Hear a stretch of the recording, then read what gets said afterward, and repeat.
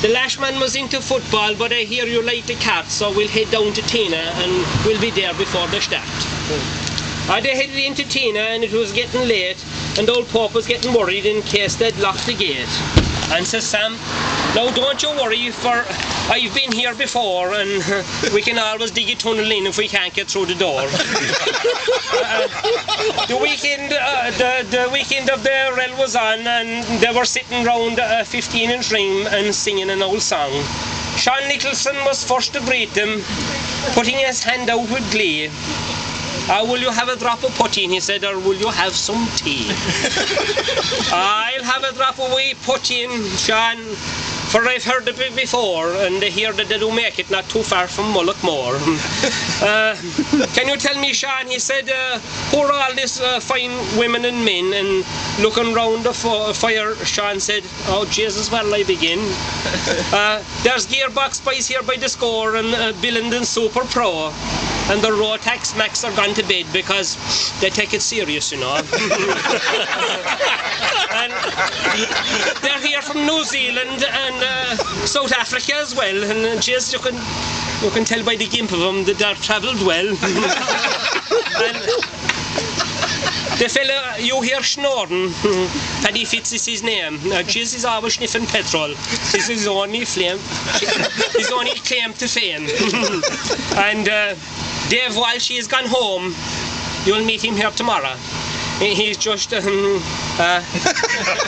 has to go home early, he's just like Cinderella. And Mrs. Brennan's in her wagon, oh Jesus, very sure. Mrs. Brennan's in her wagon, her tummy isn't great. She have quite a bit of wind, it must be something that she ate. "And who's that fine woman over there?" says the Pope to Sam Finlay. Says Sam, "That's me granny, she goes everywhere with me." No, the old Pope was getting randy. He was getting randy, alright. And Granny was throwing him eyes, and Sam said, "Jesus, if he drops the hand on Granny, he's in for some surprise." "Come on now, Mr. Pope," says Sam, "'tis time for your old bed." And the Pope says, "I want more poteen," with the caps thrown sideways in his head. Then we got him to bed eventually anyway. And next morning, when we woke up in the morning, there to our surprise, the old Pope was eating duck eggs right before our eyes. On Sunday he enjoyed the carton and most of all the crack. And in looking at his watch he said, "Geez, the time for going back. Says Sam, you can travel out, you can travel up with me now, Pope. Till be just as, oh dear, hold on, go back a minute now. Till be just as fast. You can fly over in Ryanair, they're going through Belfast. I'll drive the digger," says the Pope. I think I'll learn quick." And up the wrong side of the road he went like a lunatic. They went up in through Mullingar and up through Crossakeel, and to Sam was saying his prayers because the Pope was at the wheel. And they headed up to Portadown and up the M1, and the Pope floated round the mile roundabout and they nearly blashed poor Sam. The Pope then in a whisper, he whispered in Sam's ear, he said, "Sam, don't you worry." No. The Pope then whispered, he whispered very low, "Sam, don't you worry," he said, "when 'tis time for you to go.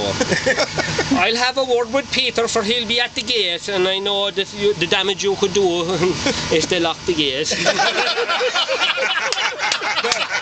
Don't you dig too deep now with that digger, because if you dig too low, many's a man has dug too deep and he ended up below. And then I woke up from my dream. My head, it felt like lead. For 'twas me that drank the poteen, not the Pope instead. So,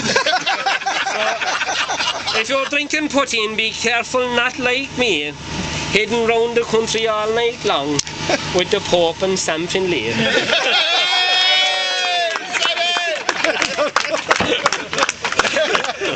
We'll take a little swipe off the back end of that now.